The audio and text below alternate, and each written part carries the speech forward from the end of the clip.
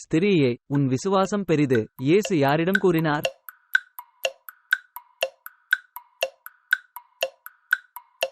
கானானிய ஸ்திரீ. ஜனங்களுக்காக பரிதபிக்கிறேன் என்று இயேசு யாரிடம் கூறினார்?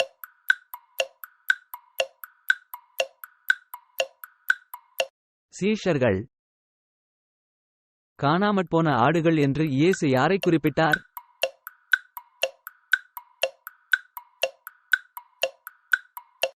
இஸ்ரவேல் வீட்டார். வனாந்தரத்தில் நமக்கு அப்பங்கள் எப்படி கிடைக்கும் என்று இயேசுவிடம் கேட்டவர்கள் யார்? சீஷர்கள். என் பரமபிதா நடாத நாற்றெல்லாம்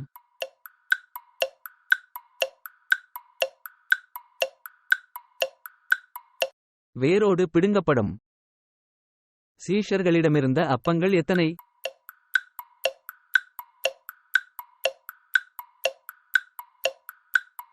7 அப்பங்கள். சீஷர்கள் மீதியான துணிக்கைகளை எத்தனை கூடை நிறைய எடுத்தார்கள்?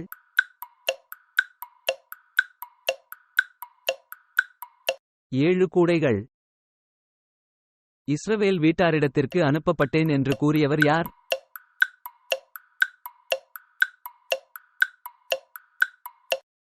இயேசு. எஜமான்களின் மேஜையிலிருந்து விழும் துணிக்கைகளை தின்னுவது எது?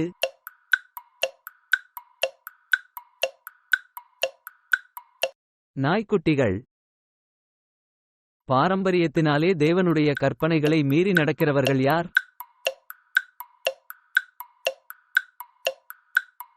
வேதபாரகர், பரிசேயர்.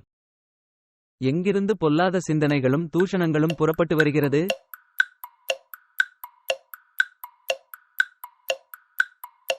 இருதயம். மனுஷருடைய கற்பனைகளை உபதேசங்களாக போதித்து வீணாய் ஆராதனை செய்கிறார்கள் என்று தீர்க்கதரிசனம் சொன்னது யார்? ஏசாயா. இயேசுவின் வசனத்தை கேட்டு இடறல் அடைந்தவர்கள் யார்?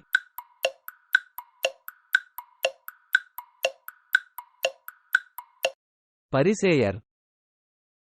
டாஸ்க்கு உள்ளே போகிறது, மனுஷனை தீட்டுப்படுத்தாது.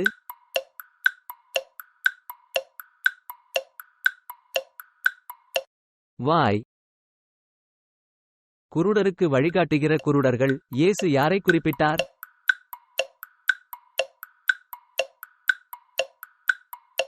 பரிசேயர். கைகழுவாமல் போஜனம் பண்ணியவர்கள் யார்?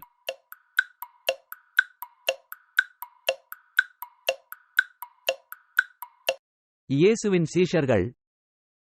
தாவீதின் குமாரனே, எனக்கு இரங்கும். இயேசுவிடம் வேண்டிக் கொண்டவள் யார்?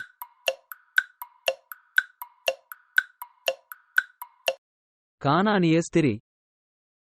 ஸ்திரீகளும் பிள்ளைகளும் தவிர சாப்பிட்ட புருஷர்கள் எத்தனை பேர்?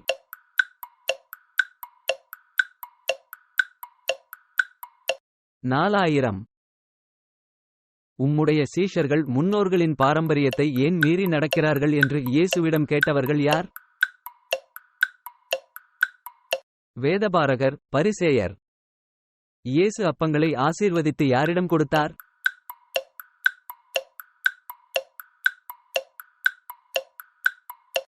சீஷர்களிடம். எதிலிருந்து புறப்படுகிறது மனுஷனை தீட்டுப்படுத்தும்?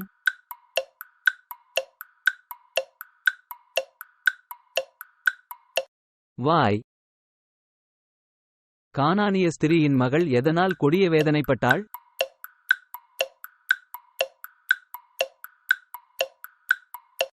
பிசாசு. பிள்ளைகளின் அப்பத்தை எடுத்து யாருக்கு போடுகிறது நல்லதல்ல என்று இயேசு கூறினார்? நாய்க்குட்டிகள். வாயிலிருந்து புறப்படுகிறவைகள் எதிலிருந்து புறப்பட்டு வருகிறது?